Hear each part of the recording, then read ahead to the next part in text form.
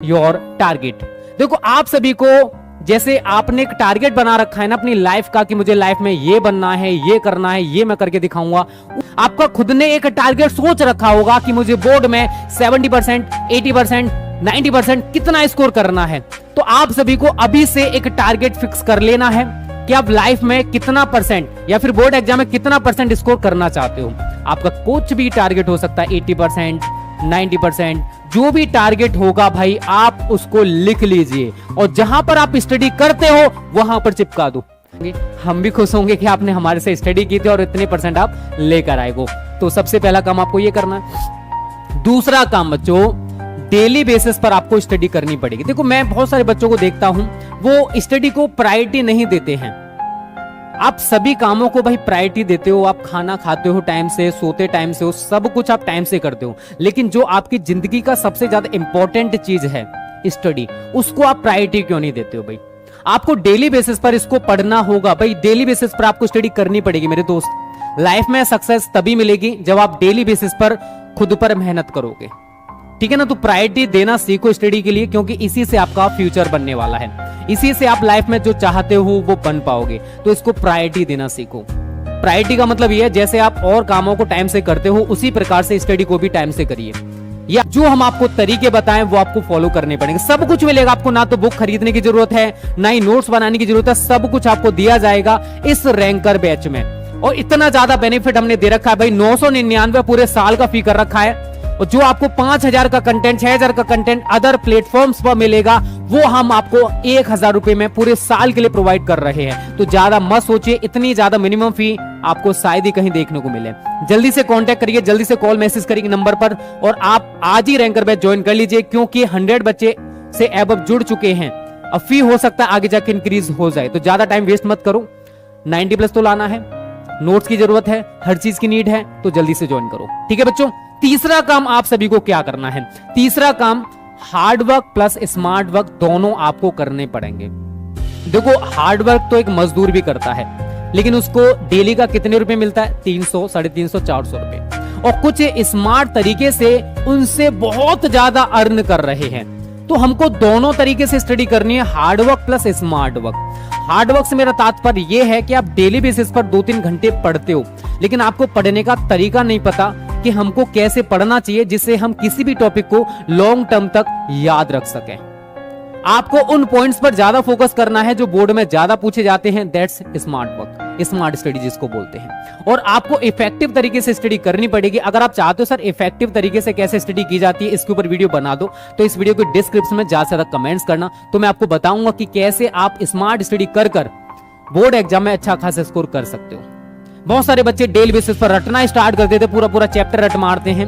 आपको स्मार्ट तरीके से स्टडी करनी है, उन पॉइंट्स पर ज्यादा फोकस करना है जो पॉइंट्स बोर्ड एग्जाम में ज्यादा पूछे जाते हैं, ठीक है ना। तो हार्ड वर्क के साथ साथ आपको स्मार्ट वर्क करना पड़ेगा बच्चों, तभी आप बोर्ड एग्जाम में अच्छा स्कोर करने वाले हो, ठीक है ना। तो ये आपका तीसरा काम है जो आपको करना पड़ेगा। चौथा आपको क्या करना है बच्चों, चौथा है don't think about your past.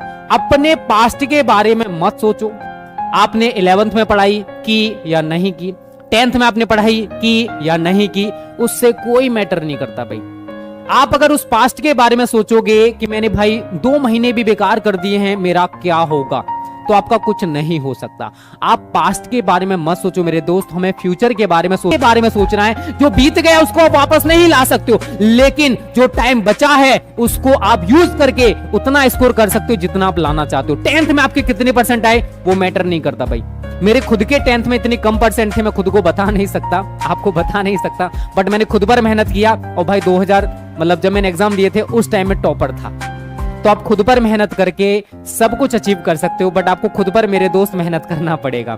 तो पास्ट के बारे में मत सोचो, जो टाइम है इसको यूटिलाइज करो, उस टाइम को यूज करो, ठीक है, अपना टाइम वेस्ट मत करो, ठीक है बच्चों। तो चौथा काम आपको यही करना है, अपने पास्ट के बारे में मत सोचो, जो प्रेजेंट चल रहा है और जो फ्यूचर है उसके बारे में आपको सोचना है कि लाइफ में आपको करना क्या है, ठीक है ना। ये चौथा काम आप सभी जरूर करना बच्चा।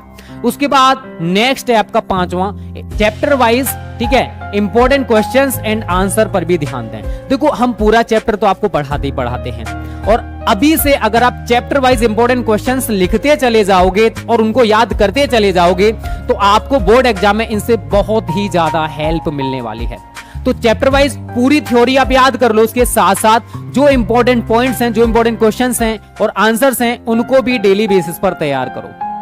इससे आपको बोर्ड एग्जाम में बहुत ही ज्यादा बेनिफिट मिलेगा बच्चों। तो आपको ये काम जरूर करना है। आपको हम बताते भी चल रहे हैं कि किस चैप्टर में कितने क्वेश्चंस इंपॉर्टेंट हैं, ये आपको तैयार करने हैं। तो आप हर chapter wise important questions and answers अभी से तैयार करना स्टार्ट कर दो। ये आपको पांचवा पॉइंट तैयार करना भाई, फॉलो करना अपनी लाइफ में।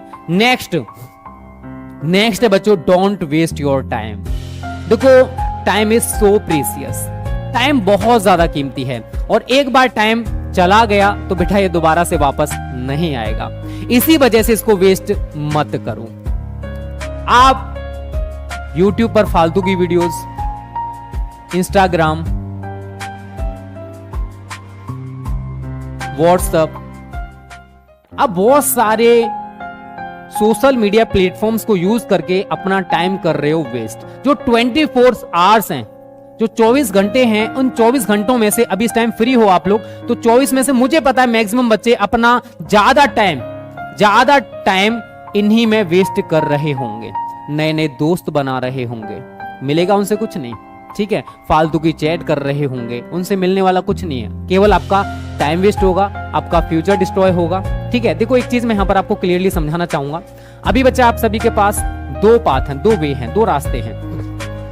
आप यहां पर खड़े हुए हो, ठीक है, क्योंकि हमारी जो उम्र होती है ना 17 से लेके 25 या 23 के लो, ये वो उम्र है जिसमें अपना फ्यूचर बना भी सकते हो और अपना फ्यूचर आप डिस्ट्रॉय भी कर सकते हो, ठीक है। यहां पर मुझे पता है मैक्सिमम बच्चे जो है ना कुछ फालतू की चीजों में पड़ जाते हैं, जिस बीमारी का नाम है लवेरिया, ठीक है। और जो बच्चे इस बीमारी से दूर रहते हैं वो अपना फ्यूचर बनाकर लाइफ में वो बन जाते हैं जो वो बनना चाहते हैं। तो आपके ऊपर डिपेंड करता है आप कौन सा यूज कर रहे हो, मतलब कहां पर जाना चाहते हो। क्या इस बीमारी के चक्कर में पड़ के अपना फ्यूचर डिस्ट्रॉय करना चाहते हो, या फिर इस बीमारी से दूर रहकर अपना फ्यूचर बनाना चाहते हो। एक बात आप सभी से बोलूंगा, अगर आप फेलियर हो ना लाइफ में, तो और जो आपका पार्टनर है वो भी आपको लात मारकर चला जाएगा, तेरे पास क्या है, ठीक है। तो सबसे पहले अपने खुद पर काम करो, अपने फ्यूचर पर काम करो। फ्यूचर जब बन जाएगा, लाइफ में कुछ कर जाओगे, कुछ बन जाओगे, तो ऐसे हजारों की लाइन आपके पीछे लगी होगी।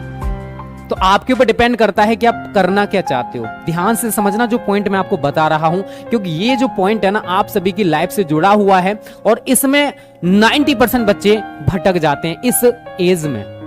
तो आप भटके हो या नहीं ये भी कमेंट में बताना, और अगर भटक गए हो तो खुद पर थोड़ा सा वर्क करो बेटा, अभी इससे निकला जा सकता है। बाद में मत कहना सर आपने नहीं बताया था और हमने अपना फ्यूचर डिस्ट्रॉय कर लिया। ऐसा मैं नहीं चाहता कि आप सभी के साथ हो, इसी वजह से इससे जितना दूर रह सकते हो रहने की कोशिश करना, ठीक है। तो उम्मीद करता हूं आप थोड़े से समझदार हो, भगवान ने बनाए हो।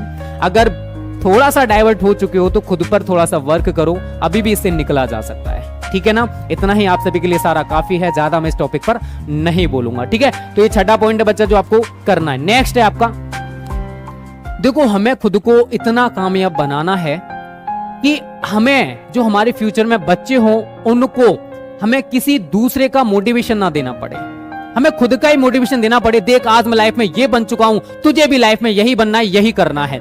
खुद को इतना कामयाब बनाना है, खुद पर इतना मेहनत करो कि हमें दूसरों की संज्ञा ना देनी पड़े अपने बच्चों को कि देख आज ये सक्सेस है, आज इसने ये पा लिया, वो कर लिया।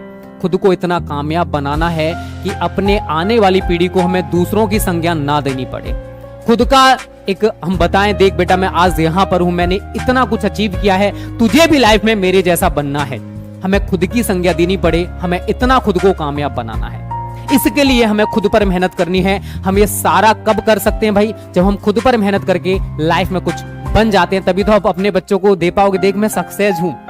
आप खुद टिफिन लेके जा रहे हो, 8-10 हज़ार की जॉब कर रहे हो, ठीक है। खुद सोचो यार 8-10 हज़ार की जॉब कर रहे हो, तो उससे बोलोगे बच्चे से देख आज मैं कितना सक्सेस हूं, देख मेरे पास गाड़ी है, बंगला है, होगा क्या? नहीं होने वाला है, ठीक है। तो ऐसा ना हो लाइफ में कि आपको दूसरों की संज्ञा देनी पड़े अपने बच्चों को, खुद को इतना कामयाब बनाओ कि आपको खुद की संज्ञा देनी पड़े अपने बच्चों को। Everything depends on you. आप करना क्या चाहते हो लाइफ में, बनना क्या चाहते हो, ये आपके डिपेंड करता है। हमारा जो कॉन्शियस माइंड है ना, इसमें सारी चीजों को डालना सीखो, ठीक है। इसे बोलो मुझे लाइफ में सक्सेस बनना। लाइफ में कहने से सक्सेस नहीं बनोगे, लाइफ में मेहनत करने से सक्सेस बनोगे, ठीक है। तो मैंने जो बोला है उम्मीद करता हूँ आपकी समझ में आ गया होगा। तो भाई हमें दूसरों की संज्ञा ना देनी पड़े, खुद को हमें इतना कामयाब बनाना है और आप बन जाओगे अगर आप खुद पर मेहनत करोगे तो।